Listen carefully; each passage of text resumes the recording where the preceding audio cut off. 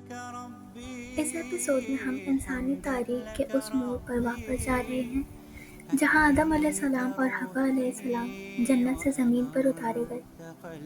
یہ وہ لمحہ تھا جہاں سے انسانی امتحان، رحمت اور ہدایت کا اصلی سفر شروع ہونا تھا۔ زمین پر پہلا قدم۔ جنت کی روشنیوں سے نکل کر زندگی پہلی دفعہ بالکل نئی اور عجیب تھی۔ زمین پر ٹھنڈی ہوا تھی، کھلا آسمان اور گہری خاموشی۔ روایات میں آتا ہے کہ آدم علیہ السلام سری لنکا کے شہر رتنا پورہ کے قریب ایک بلند پہاڑ پر اتارے گئے۔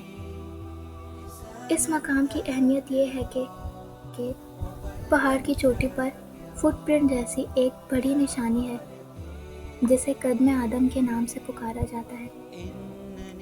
روایات میں آتا ہے کہ آدم علیہ السلام بہت اونچے پہاڑ پر اس لیے اتارے گئے تاکہ زمین کی پوری وسعت کو دیکھ سکیں اور دنیا کو ایک نئی ابتدا ملے۔ اسی طرح حضرت حوا علیہ السلام جدہ میں اتاری گئیں، جو آج کا سعودی عربیہ کا سمندری شہر ہے۔ مکہ کے قریب ہونا بھی ایک حکمت تھی، کیونکہ یہ علاقہ انسانی آباد کاری کے لیے پہلا مرکز بننا تھا۔ آدم علیہ السلام اور حوا علیہ السلام دونوں الگ الگ جگہ اتارے گئے اور ایک دوسرے سے بچھڑ گئے تھے۔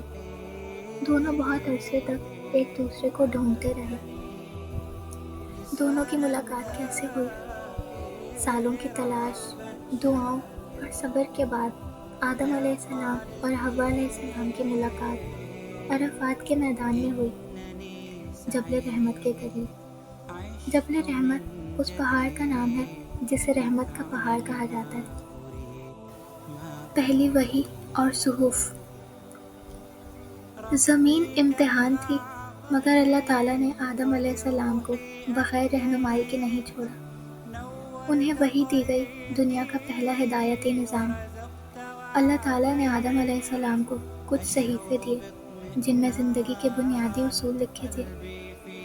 عبادت کا طریقہ، حلال اور حرام کے اصول، نکاح، فیملی کا قانون اور نظام، ایمانداری، انصاف اور معاشرے کا نظام۔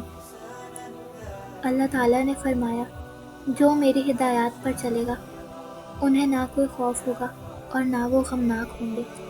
آدم علیہ السلام پہلے نبی تھے اور انسانیت کا پہلا پیغام انہی کے ذریعے ملا۔ اب زمین پر زندگی محنت سے بھری ہوئی تھی۔ یہاں جنت کی آسانیاں نہیں تھیں۔ اب فصل اگانی تھی، گھر بنانا تھا، روزی تلاش کرنی تھی اور ایک نظام کے ساتھ جینا تھا۔ حضرت آدم علیہ السلام کھیتی کرتے، محنت سے روزی کماتے اور اپنی نسل کو اللہ کی توحید سکھاتے۔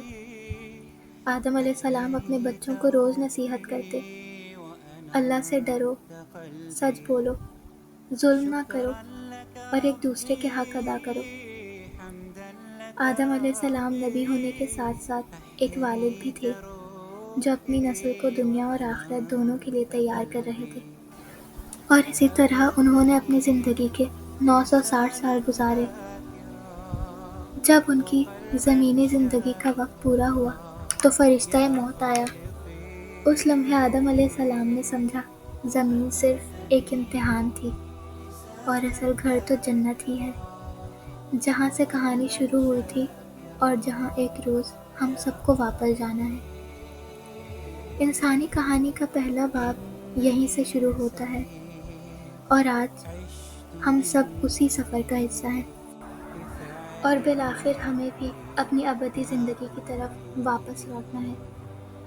اور اب یہ ہماری ذمہ داری ہے کہ ہم جنت والے اعمال کریں یا جہنم میں جانے والے۔ اللہ تعالیٰ فرماتے ہیں، تم بڑے گناہوں سے بچو، میں تمہارے چھوٹے چھوٹے گناہوں کو معاف کر دوں گا۔ اللہ تعالیٰ بہت غفور الرحیم ہے، بے شک ان کا وعدہ سچا ہے۔ اللہ تعالیٰ ہمیں گناہوں سے بچنے اور اپنی آخرت کو بہتر بنانے کی توفیق عطا فرمائے اور ہمارے گناہوں کو معاف فرمائے۔ آمین ثم آمین۔ ہمارے چینل ٹورڈز گائیڈنس کے ساتھ جڑے رہیے۔ ملتے ہیں ایک نیکسٹ ویڈیو میں، تب تک کے لیے اللہ حافظ۔